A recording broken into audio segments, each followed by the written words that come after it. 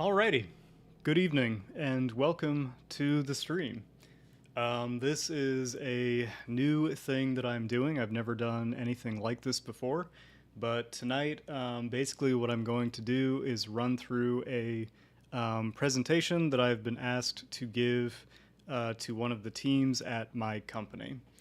So, a quick disclaimer: I am not speaking on behalf of my company, and in fact, I've put notices in my slideshow here that say that, and I've removed my company's logo. But yeah, just to be clear, this is for my own personal use, and yeah, nothing I say necessarily is representing the company that I work for. So yeah, like I said, this is a presentation that I was asked to give to one of the teams at my company, and the subject is surveying, which is something that I have some background in. So without further ado, I'm going to check my sound levels quickly. Company and the subject. That sounds good. And check on YouTube as well. Further ado. All right, well, that sounds good to me. So yeah, without further ado, I'll get into it.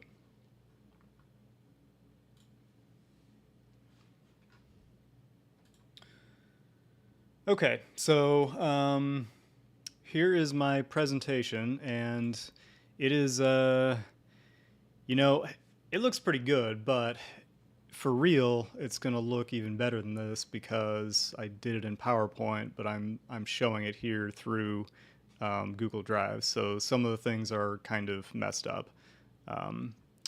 So just be aware of that. Okay, so like I said, I am presenting on the subject of surveying. This is intended to be a monthly design for, or a monthly training for a team that's called the design team at my company.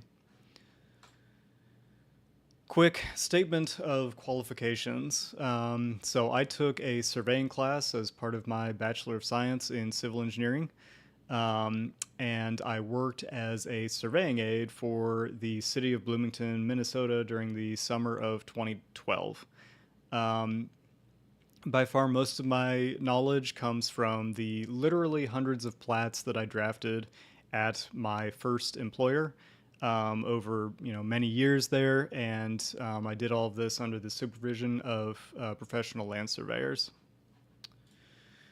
Quick statement of disqualifications. I am not a PLS, so I would say that probably like 90 to 95% of what I say this evening will be correct, but there is definitely potential blind spots in my knowledge, so please do not hold me over the fire if I get anything wrong.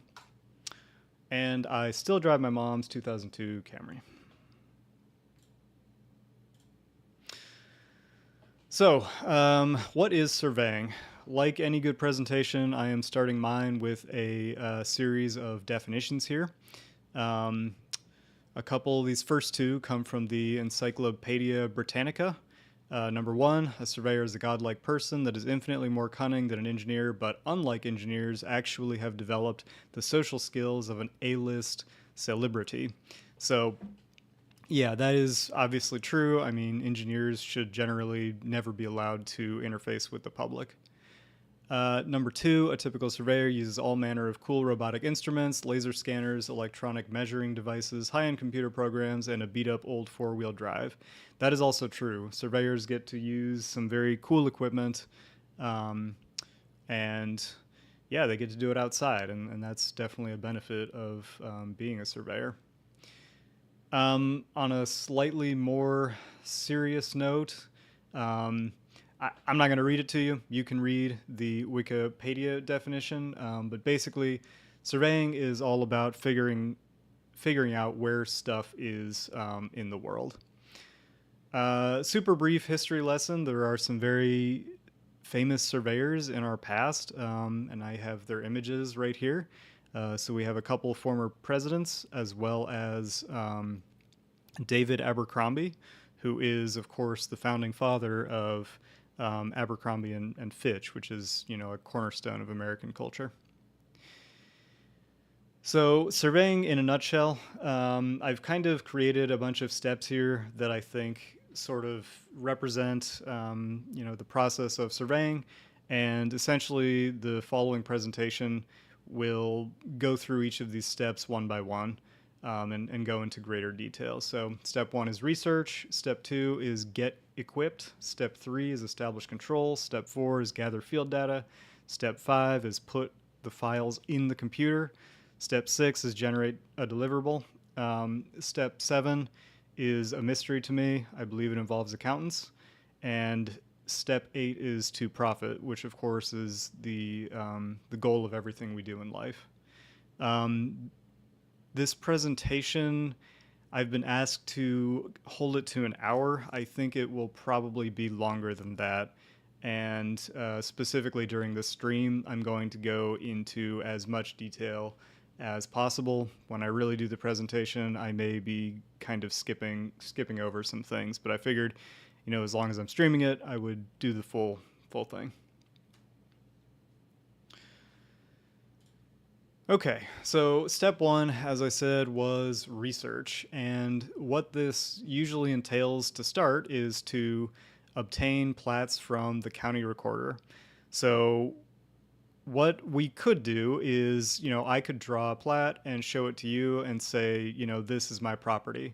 But what you would do is you would take that plat and you would rip it up and throw it in the trash. So basically, the way that our legal system works is that recording something with the county recorder gives it legal standing. So as a surveyor, I would go to the county recorder and I would look up all the plats related to a given piece of property, and this would provide me with the deed, so deed and plats, and then the plats and possibly the legal description that goes along with the deed would allow me to establish the property lines for the property. In some cases, you might also be provided with a title report and supporting documents that go along with that. So this is going to be specific to usually an ALTA survey, and I will talk about ALTA surveys in depth later in the presentation.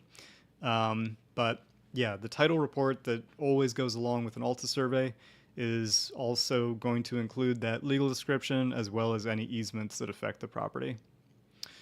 A little bit of history. So a lot of the way that we established where different properties are historically pertained to the Land Ordinance of 1785, which established the Public Land Survey System.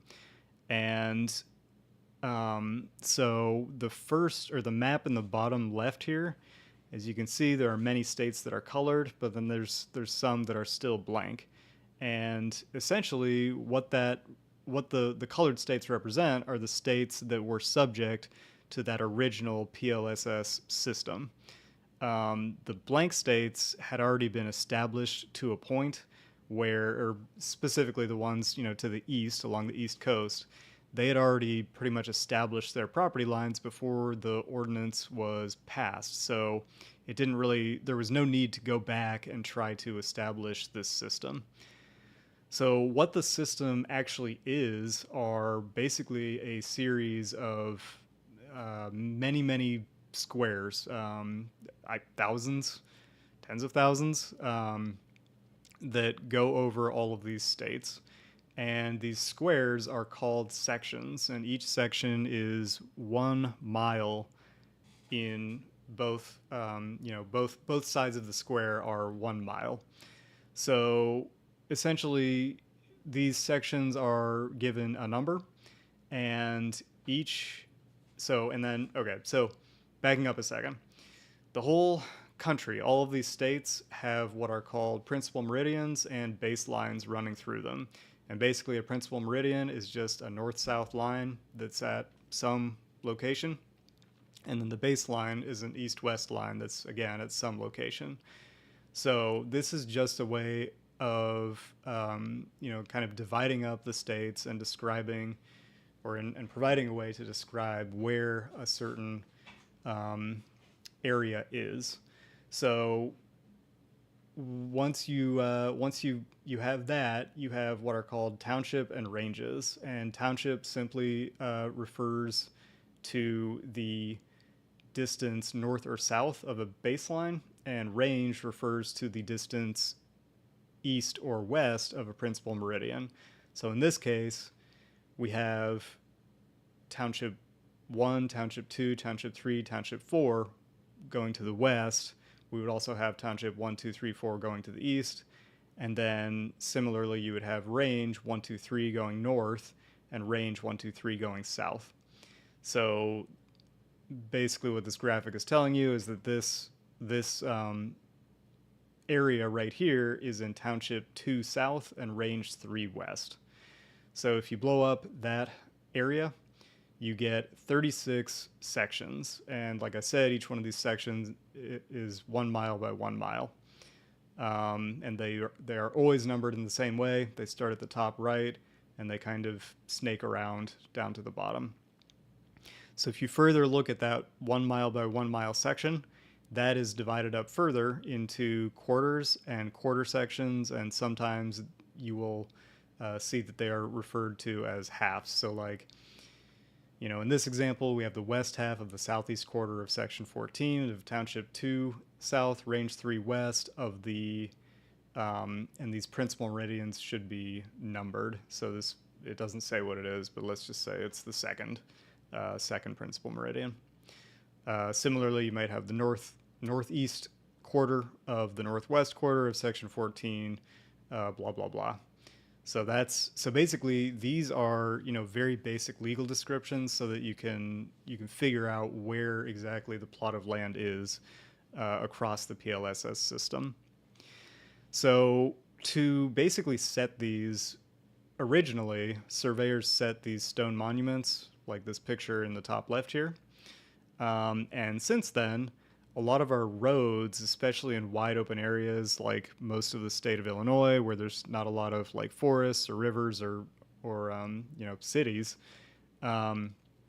most of the roads are built right along the section lines, such that from the air it basically forms this grid pattern. And that grid pattern, you can see that from the air extending all the way west, like into California. So that's pretty cool. So yeah, next up, let's peep a plat.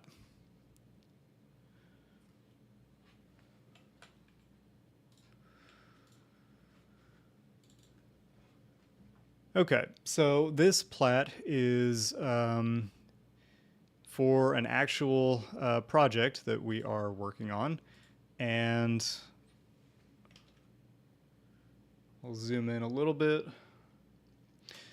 Okay, so yeah, like we were talking about the sections and all that. So this plat is for S.R. Swanson's subdivision, and right here it's just saying it's a subdivision of part of the west half of the northwest quarter of section 24, township 11 north, range 1 east of the 4th principal meridian.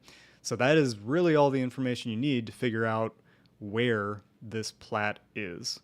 Quick note, it's May 8th, 1894. So this is like a pretty old plat. You don't come across very many from the 1800s, or at least I haven't. So I'm going to scroll down. For some reason, the plat is like reproduced on the second page, but the second page is a little bit clearer to look at. So essentially what you have is, I'll zoom out a little. What you have is this entire square is the northwest quarter, just the northwest quarter of section 24. And if you zoom in, you can see the surveyor wrote stone right there, and there's a little dot right there.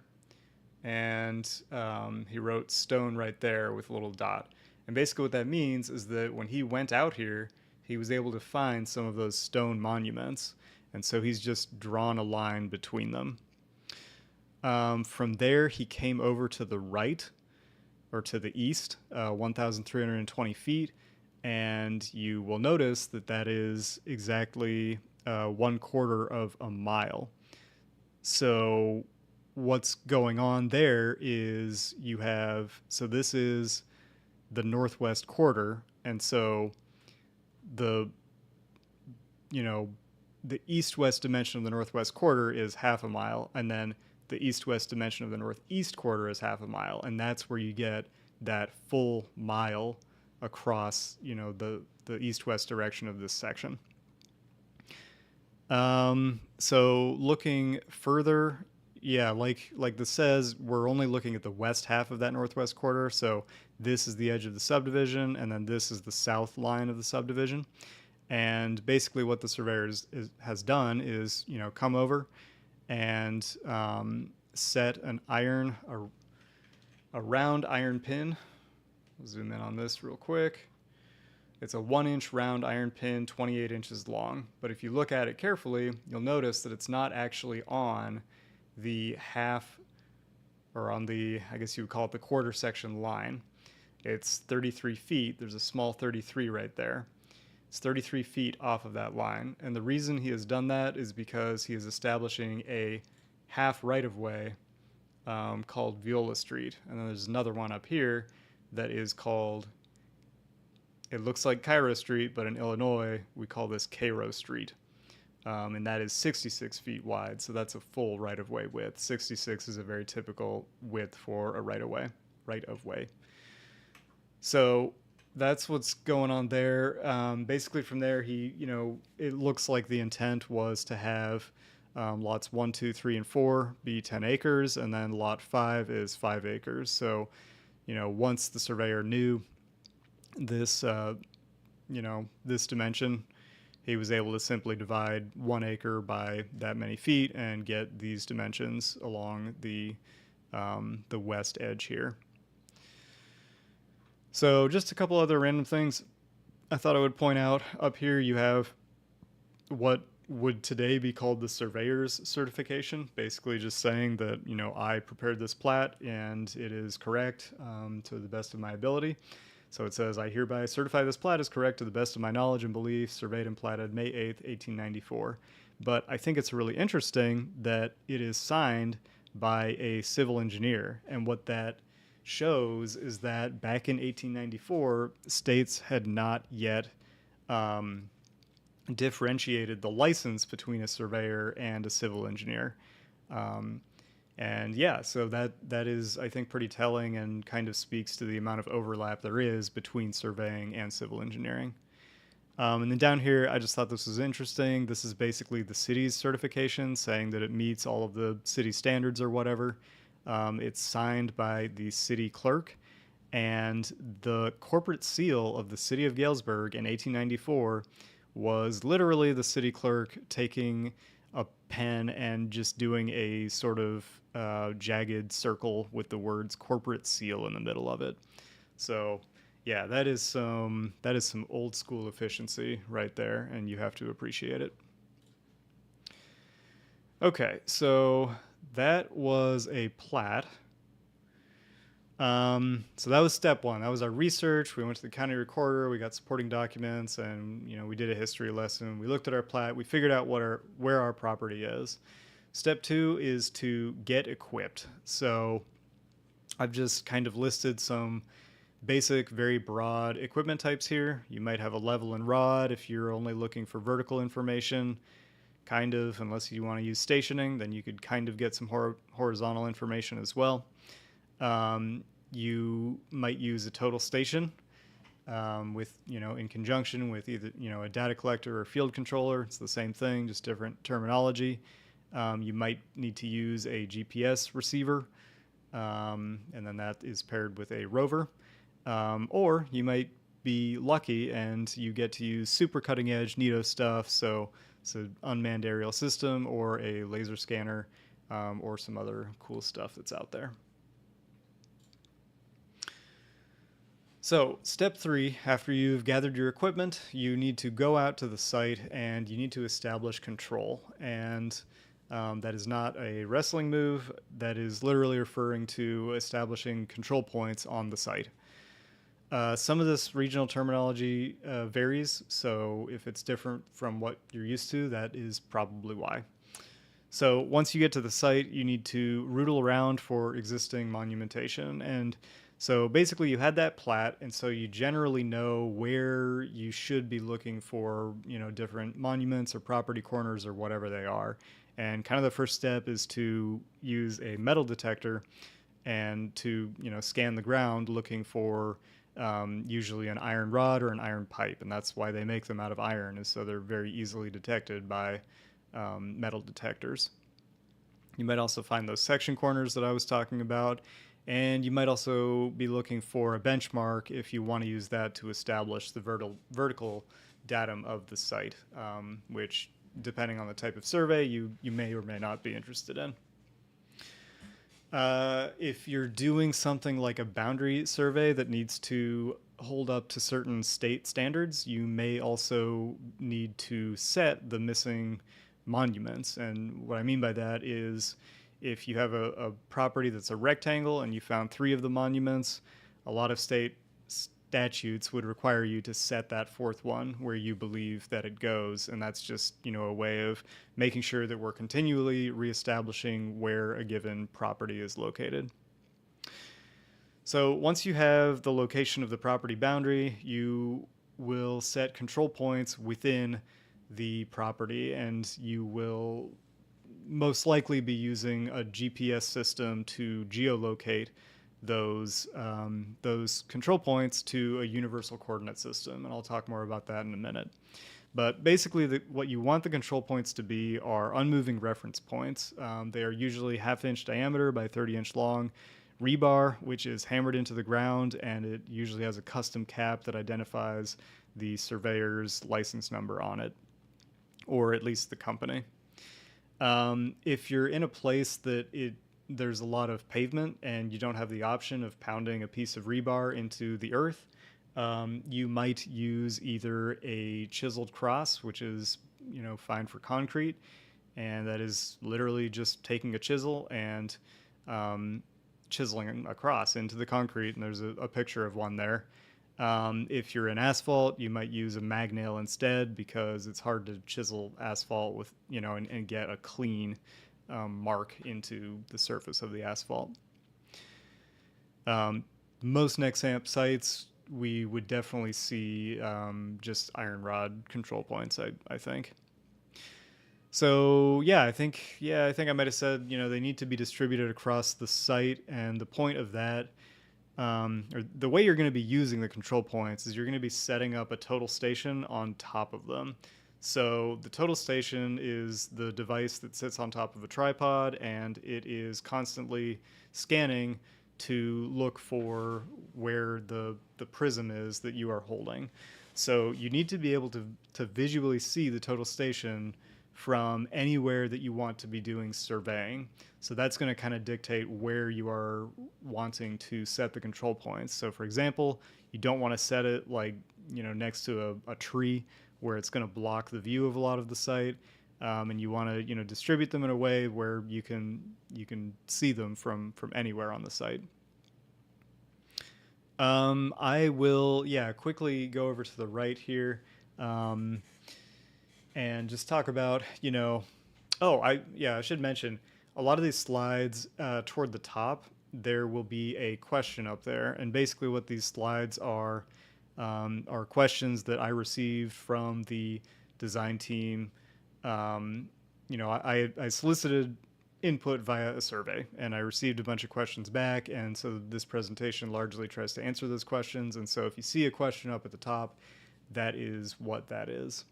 So what do control points usually look like in the field? So on the right here, I have like a gold standard control point. You have a lath with a pink flag, and that is just there to, make it easy to see where the control point is from a distance. We have the control point number written on the lath. Down at the base of the lath is where the actual control point is. So, like I said, that's going to be an iron rod. It is hammered in slightly below grade so that it will not be, or it's less likely to be disturbed, and it's not a tripping hazard. And then both the lath and the ground around the control point are spray painted pink just to make it more visible. And then in this case, it's this control point was set by a very cool and handsome surveying aide. And it was me. I set this, and I took a picture of it. So how do we know when control points will be disturbed? The so pink is like generally the universally accepted color that surveyors use for field markings. So blue indicates water lines, green indicates sanitary sewer, yellow is gas, orange is usually like telecom, and surveyors get the color pink. But unfortunately, the color pink triggers a destructive fugue state in many contractors, and so it's pretty inevitable that your control points will be disturbed by construction. Um, all you can really do is try to keep them as far away from work areas as possible.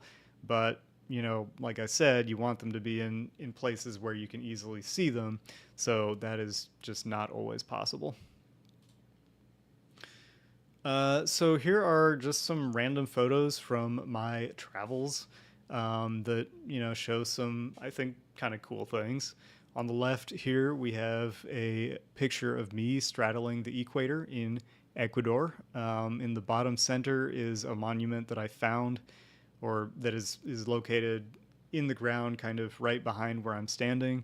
Notably, it is set as a joint venture with the United States National Society of Professional Surveyors. On the top center, I actually took this photo just this last February.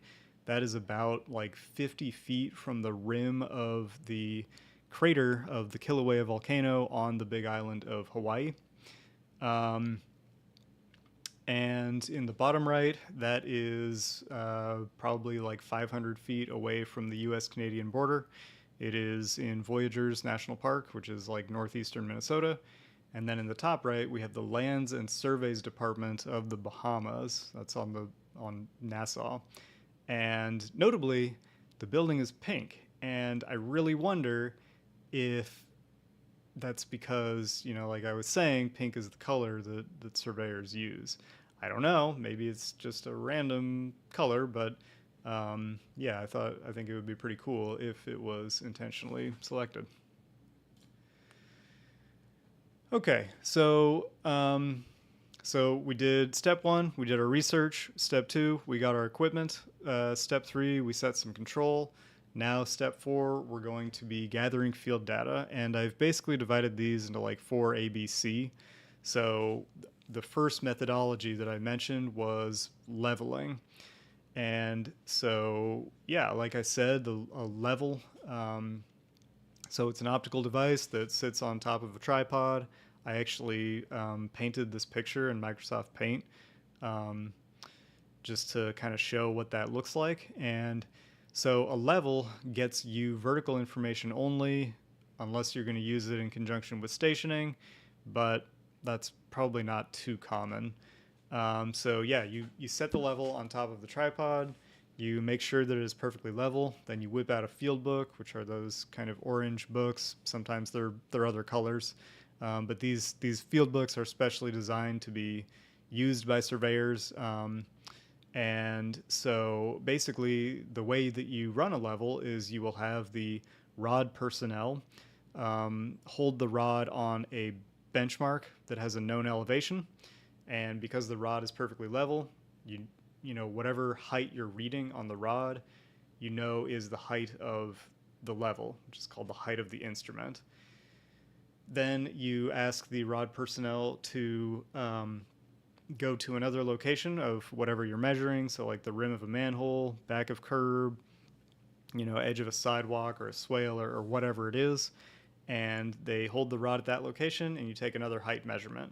And so then you are measuring down from the height of the instrument to the ground. So yeah, you have basically in the field book, you'll have these different columns. You have the benchmark elevation, then you get the height of instrument, and then you measure down to each of the foresight locations that you are looking at. Excuse me. Yeah, and then if you need to reposition the level itself, you would have a turning point. So you would establish an elevation of something pretty solid like a manhole rim, and then you would have the rod personnel stay there. You would take the level, put it in a new location, and then shoot that elevation again to get your new height of instrument. Leveling is probably very rare on Nexamp sites. But it is, yeah, I don't know. I think it's kind of fun. It's a cool technique, and it is used for for things that need quicker information where the horizontal doesn't matter as much. So yeah, you can probably read. I mean, yeah, my real slideshow, it's a white background, so you can actually read how to look at the rod, but the designers will be able to read how to actually interpret the marks on the rod themselves. I think real quick I'll go through a demonstration of how to use stationing. So basically, when you use stationing, you set a datum and then you measure out points along a line from that datum.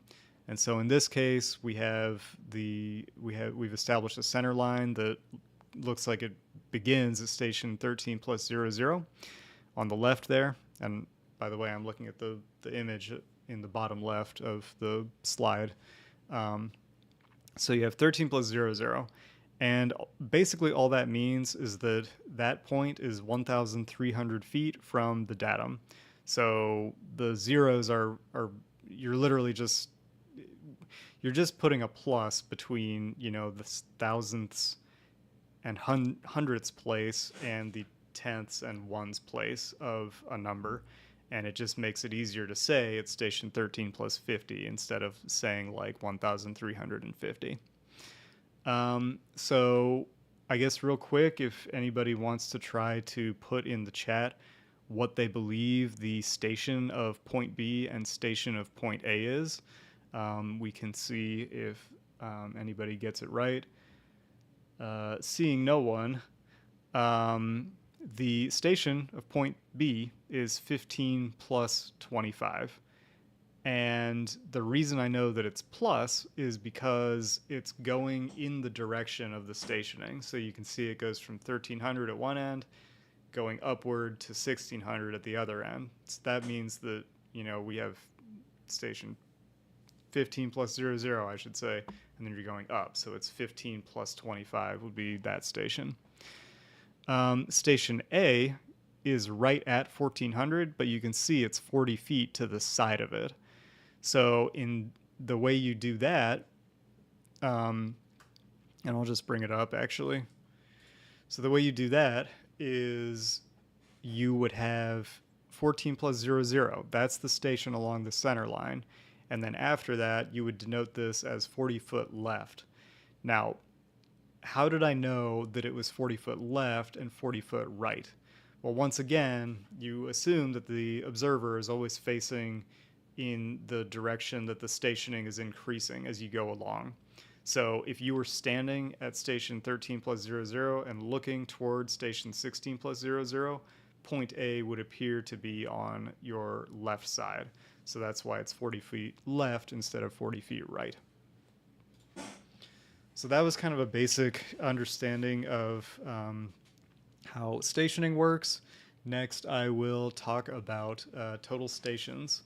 So this is by far the most common methodology, or instrument, I should say, that surveyors use on a site. It has very high accuracy, down to 100th of a foot, and it can collect both vertical and horizontal data. So like I said earlier, the way you use a total station is by setting it up on top of one of your control points. And then you level it, and so if you look at the instrument down here, there are basically these thumb screws, and you can use those. When you turn those, it will like slightly raise and lower the elevation of that point. So they're arranged in a triangle, so that you can dial in the total station to be perfectly level, and that's a super critical step. So yeah, like I mentioned, basically the total station, I think there are ones that aren't robotic, but by far the more common type is a robotic total station. And essentially the optics on the total station are able to track the prism as it moves around the site.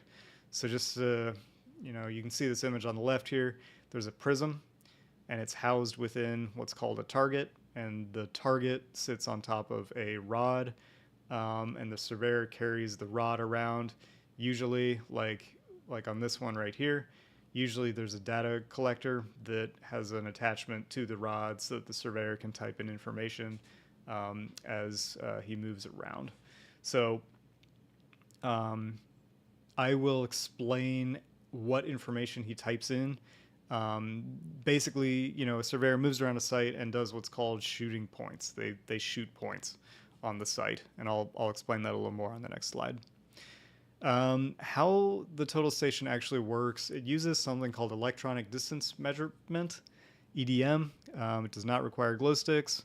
And basically, it's an infrared pulse that reflects off the prism and back to the total station. If anybody wants to read this explanation of how that works and explain it to the group, please feel free. I think basically it's magic. I don't get it at all. Okay, so step 4C. So that was total station. Now we're going to use a GPS. And as you can see, it looks pretty similar. And it can do a lot of the same stuff, except it's much less accurate. So yeah, there's actually two different types of GPS setup, but they both kind of work the same way. So GPS signals are, the reason that GPS is not super accurate is because those satellites are like very far away, and they are dealing with things like atmospheric distortion. They're disrupted by clouds. They can reflect off of buildings, and they even have to calculate out like the distortion of space-time that's caused by by the person on the ground being like closer to the center of gravity of Earth. So yeah, there's a lot of like calculation that goes into that determining something's position accurately, and it just isn't at a point where you're getting really survey grade or some even construction grade accuracy. But yeah, so there's two different kind of setups here, and the device itself is not really exactly reading the satellite signals to get its location. It's actually comparing the receiver's location to a known base station. And there's two setups. One of them is like a corporation sets a base station somewhere random, like on top of a building. And so, your device is reading your location relative to that base station, or you have your own base station in the field. And so if you have your own base station in the field, it's not like a known location per se, but because it's stationary, it's allowed to gather a lot more GPS pings over like hours and hours of time. And, it keeps churning, the calculations to get a more and more accurate fix on where it is. But like I said, no matter what, it's just not extremely accurate. So the one thing that most surveyors will use GPS for is to geolocate the control points that they have set. And they usually don't even need a base station to do this. They can just go out with the receiver and either hold it for a long period of time, like maybe 10 minutes, or they can find a way to stabilize it, maybe with a tripod on that control point, and let it sit there for like, I don't know, like potentially an hour. And so yeah, like I said, it's receiving those signals and constantly calculating its location over and over again until it gets to a point where it's reporting a very high accuracy. So the reason that's an important step is that it geolocates the coordinates of those control points onto a universally accepted coordinate system. And that allows any surveyor, in the future to come back and find the exact geolocation of that control point. And I will talk more about universal coordinate systems in a few slides here.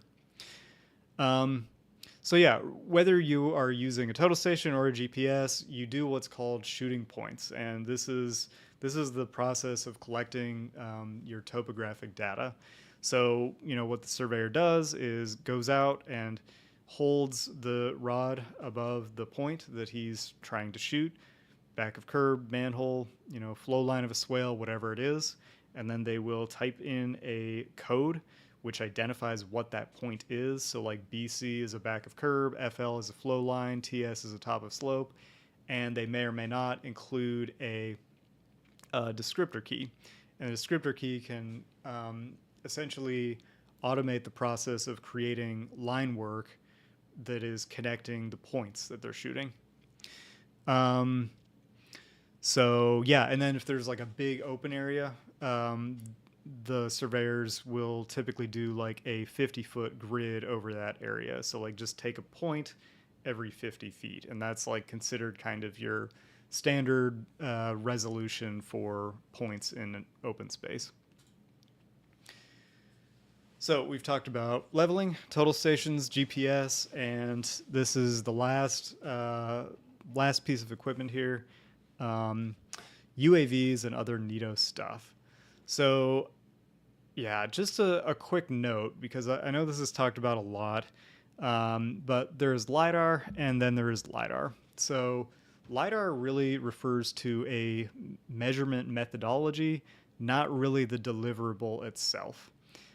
Some LiDAR is photogrammetry, some of it is fairly good accuracy, some of it is just garbage accuracy.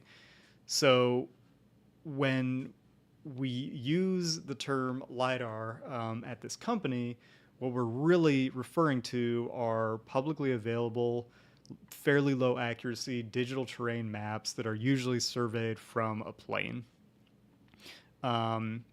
So this is garbage. This is basically a garbage surface model that we can't use it for design. We can't use it for planar analysis. Another thing about that form of LiDAR is that it is very prone to error based on vegetation cover, and actually it needs to go through a number of calculations just to try to edit out that error. So like if you fly over like trees, some of the points will be taken, will penetrate through the canopy of the tree. And so, in the post-processing, it has to assume that all of those furthest points were correct, and just throw away the ones that reflected off of, the leaves of the tree. So that's what we usually refer to as LiDAR. However, there's also like drone LiDAR. Now, drone LiDAR is survey grade and design grade. It's actually not quite survey grade. I need to revise this slide. It's really only design grade, because it doesn't go down to 100th. It goes to 800ths. So it is design grade. It's very efficient in open areas because you can collect many points over very large areas very quickly. Without having a surveyor, walking around in a field for hours and hours. Yeah, and technically, by the way, that drone LiDAR is photogrammetry. So the difference is, with LiDAR, you are shining a laser off of a point, and it's reflecting and measuring the distance, and then it knows where the observer is, so it can calculate where that point is relative to the observer. With photogrammetry, you are taking photographs at multiple angles and then using a computer program to look at how the objects appear to be distorted in those images, maybe like looking at shadows and stuff like that, and based on that you are building a vertical model of what's there. So then there's something called 3D laser scanning. It's usually called laser scanning, but yeah, LiDAR uses lasers. So this is survey and design grade. It's definitely not garbage. It takes millions of points in a point cloud. The bottom image here is from a laser scan. You can see that it actually even captured the overhead lines between these power poles. So it's absolutely incredible. It can also capture color if you want it to, and if you do capture color, it can make these like very realistic looking renderings. Yeah, to my knowledge, I don't think we've received anything like this in our projects, but I think it's on the horizon. Um, and then a quick quote from Arthur C. Clarke, famed science fiction author: any sufficiently advanced technology is indistinguishable from magic. I think that things like laser scanning are approaching the level of being sufficiently advanced. Okay, so step 5, we've collected our data, and now we need to put the files in the computer.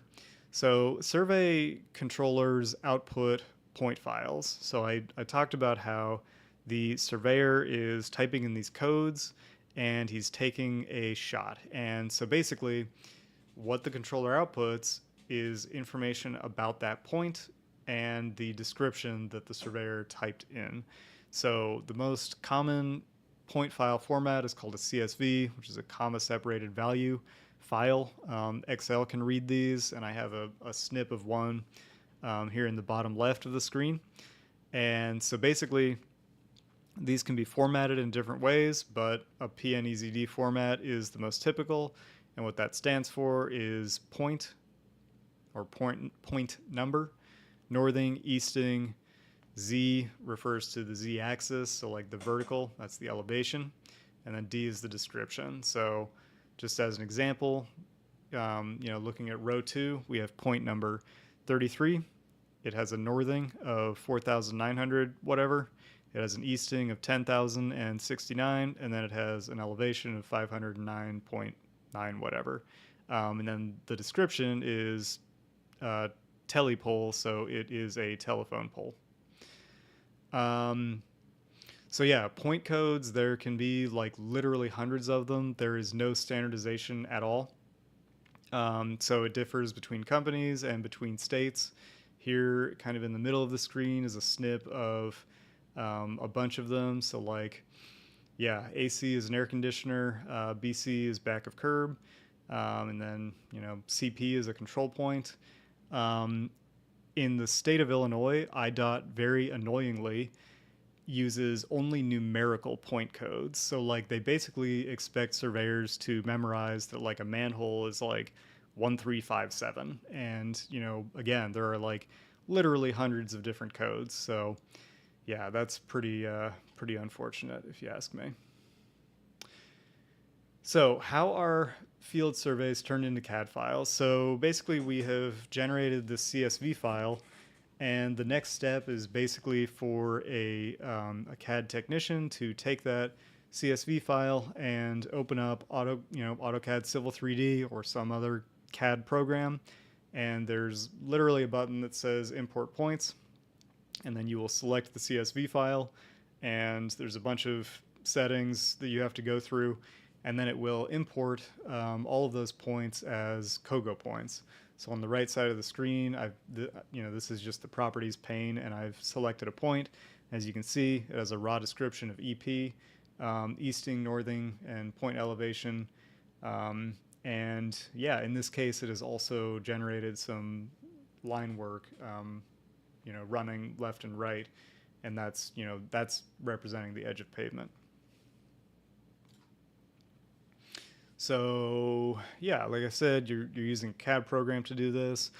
So I mentioned the you have the point code, and then you have the descriptor key. So some common descriptor keys would be like B, E, P, C, M, P, T, and I just say what these are. So like EP space B, you might be beginning edge of pavement line work. PC would be like the point of curvature. So basically the surveyor is helping the CAD technician understand what is actually out in the field by entering those descriptor keys.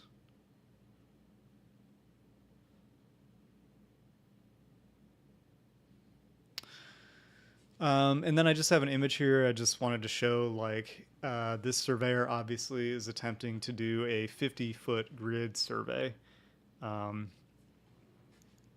And yeah, they got pretty close to being exactly 50 feet. So yeah, once the points are imported, the CAD technician will use the points and feature lines, and they'll add annotation and add sheets and do kind of all the usual drafting stuff.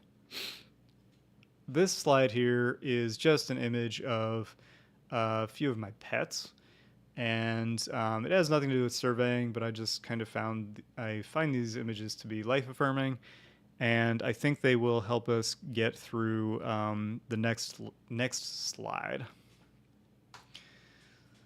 So we need to talk about the joy of coordinate zones and units. So we live on something called an oblate spheroid, and because of that, however, when we work on CAD files, they are all in perfectly, grid east west and east west north south and up down coordinates. So the computer systems that we use do not account for the curvature of the Earth, and that really simplifies things and is probably a good thing. However, what it means is that there is always going to be error when you take points that are generated using these programs and bring them out into the real world. So what we've done is established different coordinate systems which kind of attempt to allow us to use these grid coordinates in the computer and minimize the amount of error that we see in the real world. So I made up a metaphor here that I think kind of helps to picture what this looks like. I say, imagine a ceramic soccer ball. So what I mean is, if you had a bunch of pentagonal ceramic tiles, they would all be perfectly flat, but you could fit them together and glue them edge to edge in a way that it created a sphere. So that's essentially what we've done with these coordinate zones that you see on the screen here. So this is just one particular set. There's many zones across the world, but this is the by far the most prevalent one in the United States. So it's called the State Plane Coordinate System of 1983. And so, each one of those zones is basically one of those ceramic tiles, and they are, sitting on the curve of the Earth. So the way those are located seeks to minimize grid to ground error, like I said. So they are positioned near the average elevation of each one of those zones. So if the Earth is curved, the plane would be slightly below the ground elevation toward the middle, and then slightly above it toward the ends, if that makes sense. However, it's not exactly that simple, because they are also positioned to try to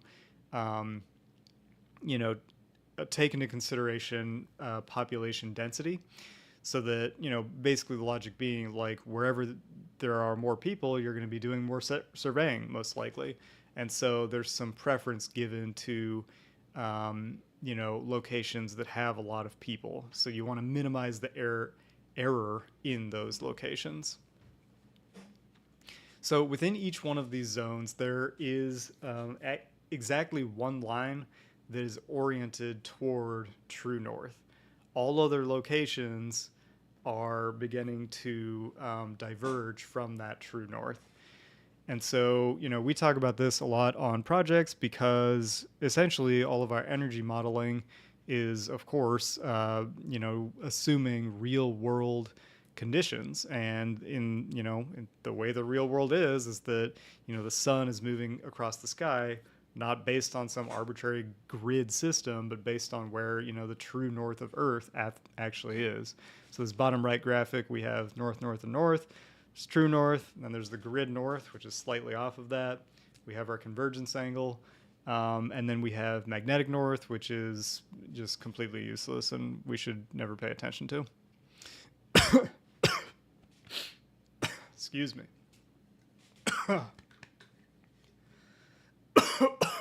I'm okay.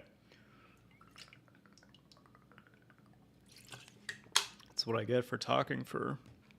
How long has it been?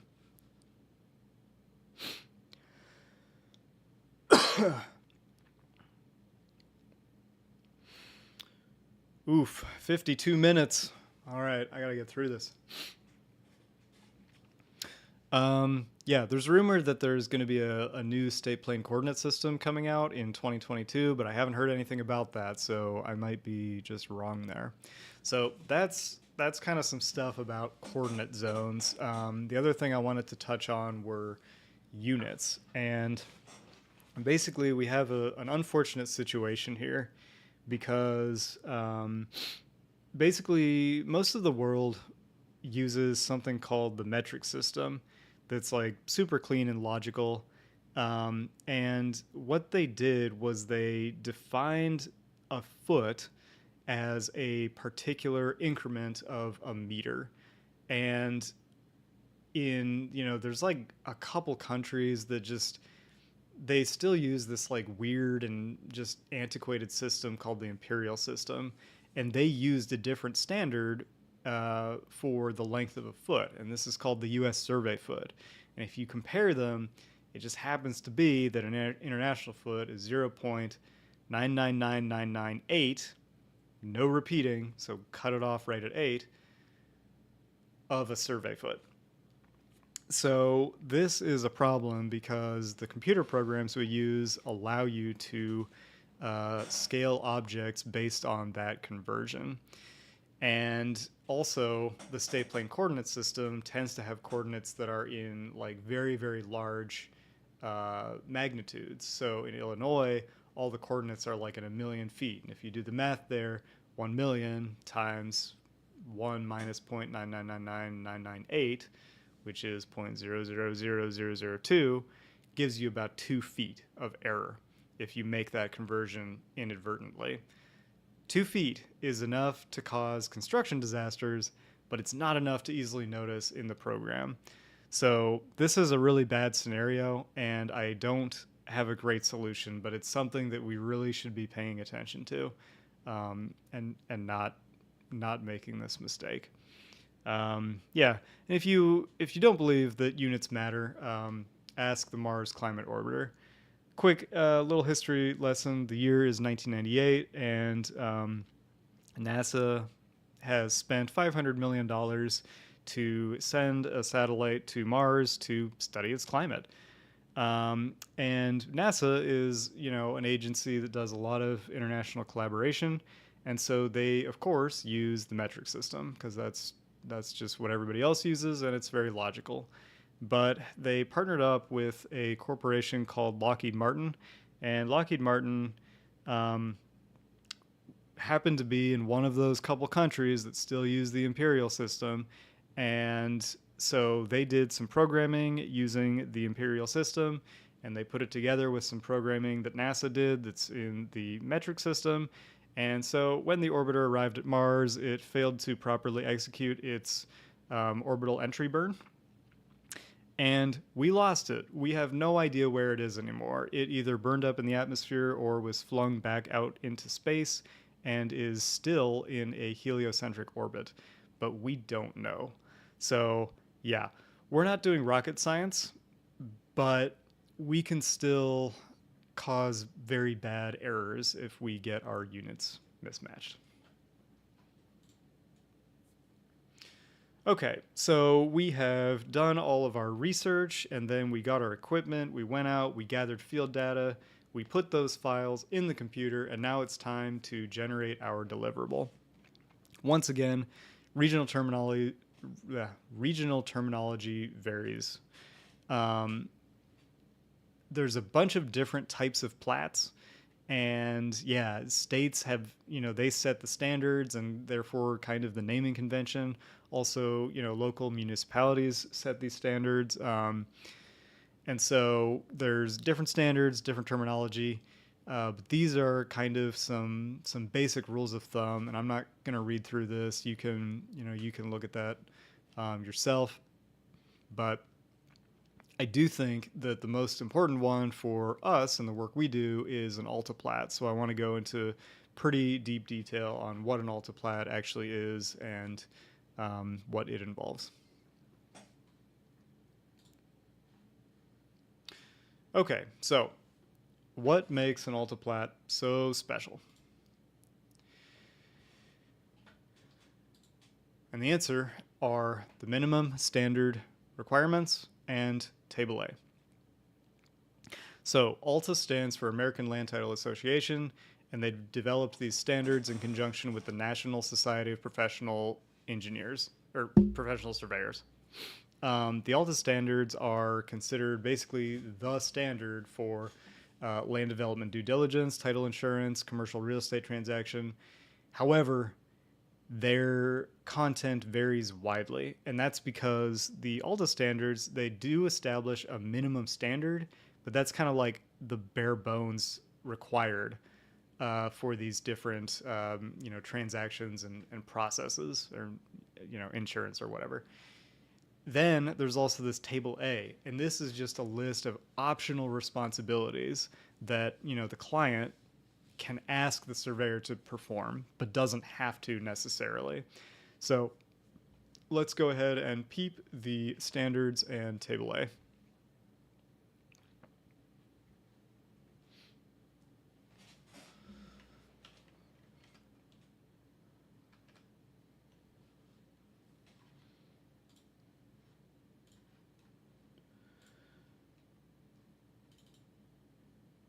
Okay, so these are the minimum standards, and obviously I'm not going to read this, but basically, there's stuff about like it needs to show the boundary. You need to do records research, different stuff about field work. You need to show whatever monuments you find and describe them properly. You need to show buildings, need to show easements.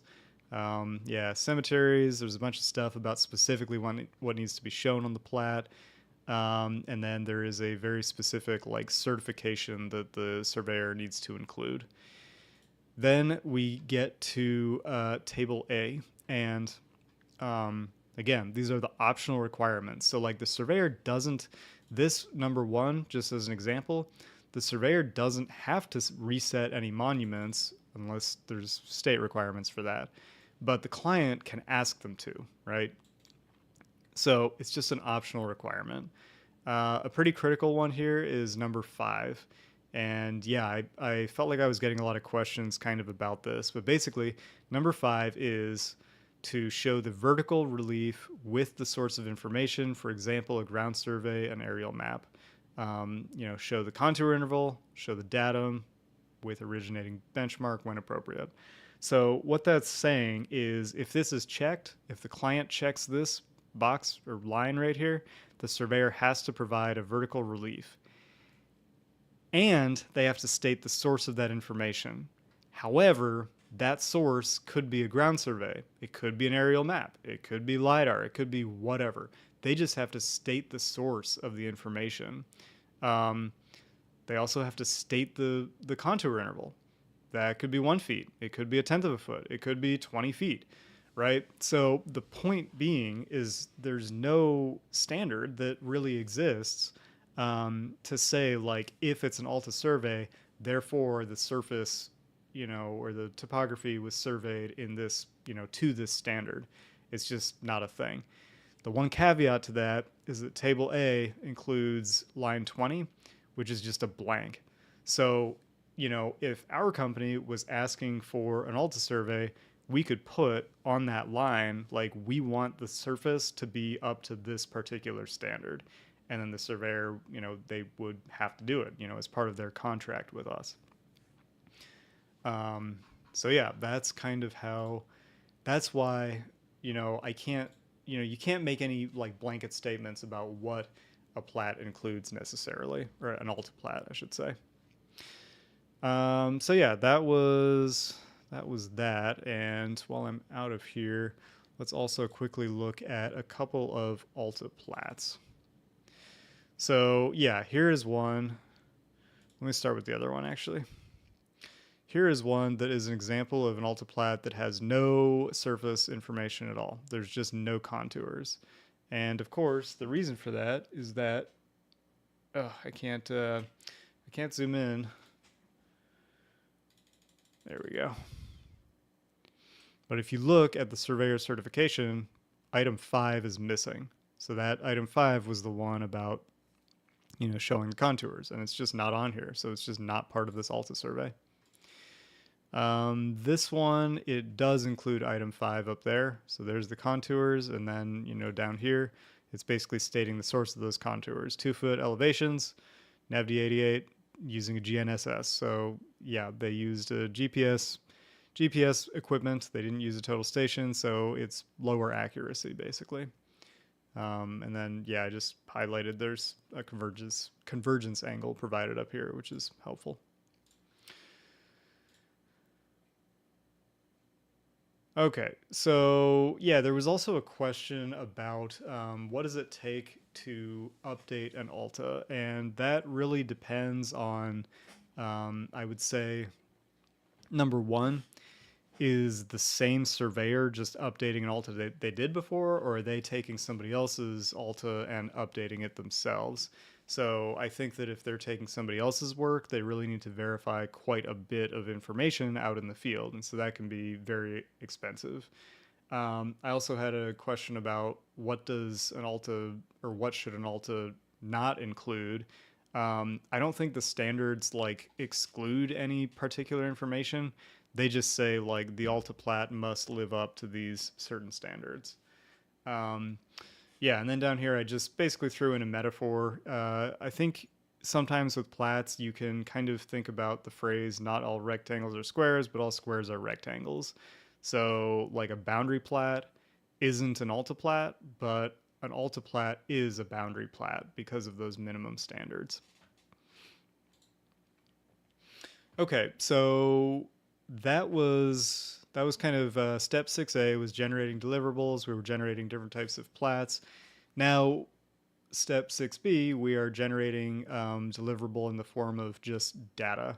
So nothing about the Alta standards really dictates what we receive in the way of data, because really the Alta standards require that the surveyor like physically sign a piece of paper um, that is the Alta plat. There's no way to sign a digital file, so like a DWG or a TIN or whatever the file, the data you're providing. A surveyor can't sign it, so it just doesn't really pertain to the Alta standards. Um, just kind of a random aside here. I prefer the term survey DWG because it is more generic, and like I said, it can't technically. There's no such thing as an Alta DWG. That's just not what the standards cover. Um, so also on this slide, I just have the civil team's topographic data standard. This it's just not as simple as saying like we want 1-foot contours, in whatever format. There's kind of a lot of like flexibility that we need to have because there's kind of a lot of different ways that sellers or surveyors will provide us with that data. Um, so, yeah, I think that covers that information.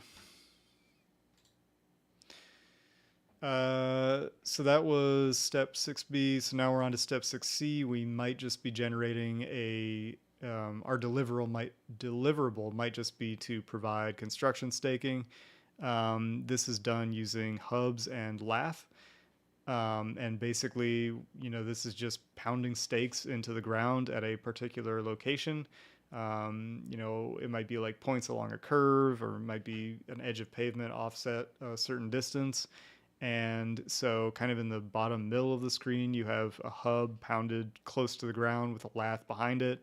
And then written on the lath, it just describes what that location is. In the bottom left, we have a whisker stake, which is probably the most common for our sites. It's not really meant to withstand a lot of disturbance because it's a pretty small thing, but you can go much more quickly, and for the type of stuff that we install, it's definitely accurate enough. And so yeah, based on the hubs that are pounded into the ground, the contractor might set a string line, and then they would put forms against that, and then pour concrete against those forms, and that's kind of the basic way that the surveyor gets information into the field. Oh yeah, and also just to explain, the way the surveyor knows where all those points are going to be is because a CAD technician will provide a point file to the surveyor. So they're kind of doing the data collection in reverse. Okay, surveying and you. So these are just some miscellaneous things that I think are kind of specific to our or the design team that we should be keeping in mind. So we've seen a lot of GIS parcel data come through, and it is garbage. And I think that at best it is a necessary evil for DevSet reference only. It is not necessarily drawn accurately or by a knowledgeable person. It doesn't hold up in court. It can be very confusing to our civil engineers of record as well as the civil team. And basically, as soon as we receive a survey that has an actual boundary in it, we should, completely purge the parcel GIS data and replace it with the actual surveyed boundary. Public GIS surface data, like I was talking about, it's not very high quality. It's usually 2-foot contours. It's usually aerial LiDAR flown by high altitude aircraft. And so, yeah, it's not really a high enough quality for what we usually like to do. On the right side of the screen here, I have some images, and I would be curious if anybody wants to quickly say which of these images shows a surface that appears to be good and useful for our sites. Seeing none, I'll just run through them. Basically, the bottom right is, has a big red flag to me. And that's because when you turn on the triangles in the triangle network, you can see that there's actually no data along that 533 contour. So basically, the 533 contour is being completely interpolated between the 532 and 534 contours. And so that means it's a very low resolution surface. In the top right, sort of to the right side of the top right image, those contour lines look very smooth, which suggests that they are not actually surveyed at all. And in fact, they are proposed contours.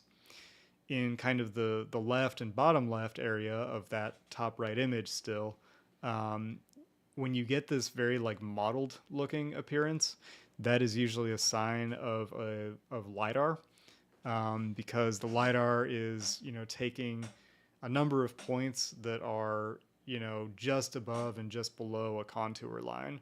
So it's generating all of these contour lines that are kind of not really there.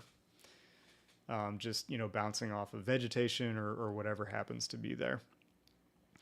So the top left image is my favorite, and so you don't have that modeling effect. And the one thing that looks good is that you can see this field line, and you can see that a lot of these contour lines are sort of inflecting as they cross that field line. What that means is that the surveyor has surveyed that field line as a break line. So the surveyor has taken a conscious step to include that as a break line in the surface based on what they were seeing on site. How we should use surveyed data. So ideally, I see different designers doing things differently, but I think ideally we should just always be XREFing surfaces or XREFing surveys into the design DWG. And this preserves the survey DWG in its original state, so we can always go back and know what was actually provided to us. There's really no reason to be modifying it. We should be able to just use it as an XREF.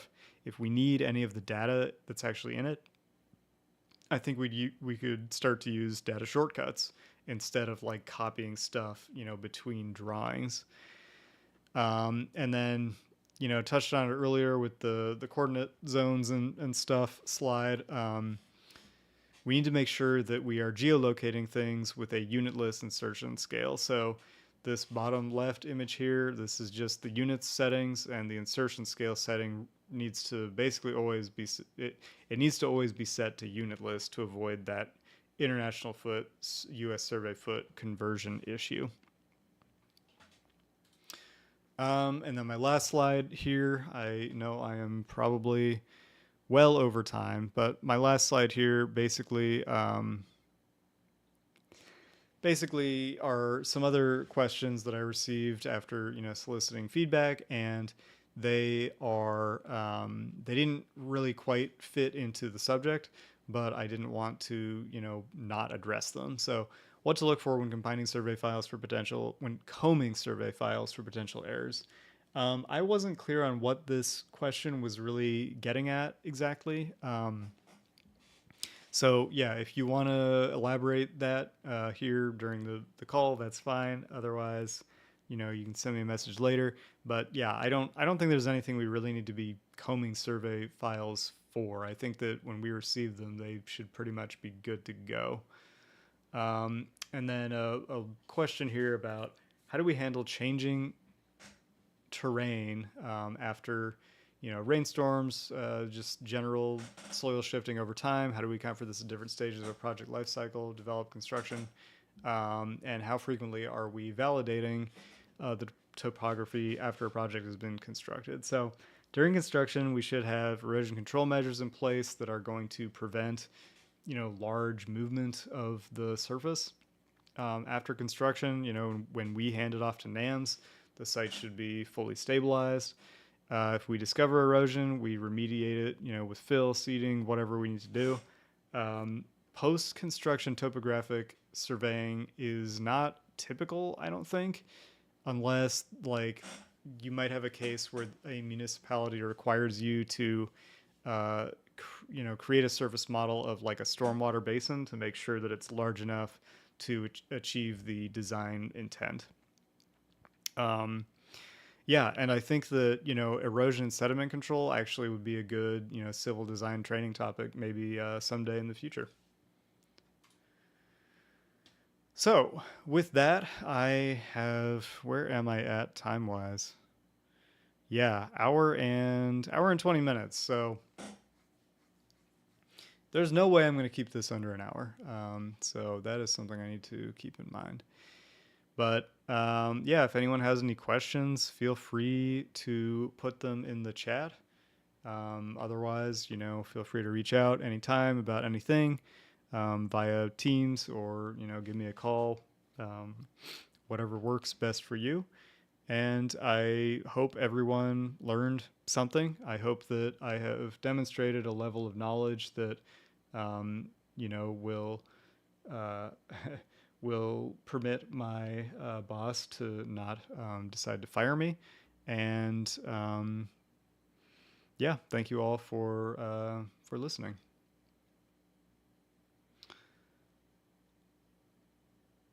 So yeah, it's kind of weird because that is the actual end of my presentation, but now I basically need to say the same thing to end the stream. Yeah, I think this was a good run through. I think it's a 90-minute presentation. I don't think I can do it in an hour.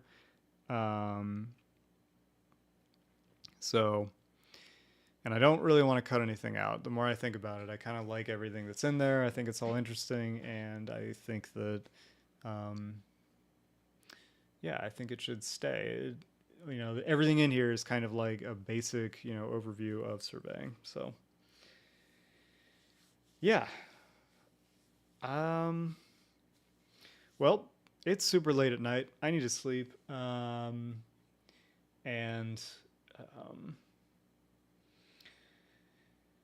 Just trying to think if there's anything else that I would want to add here, but I don't think there is. So, if you watch this, or if you are watching, if you watch it back, I do hope you learned something.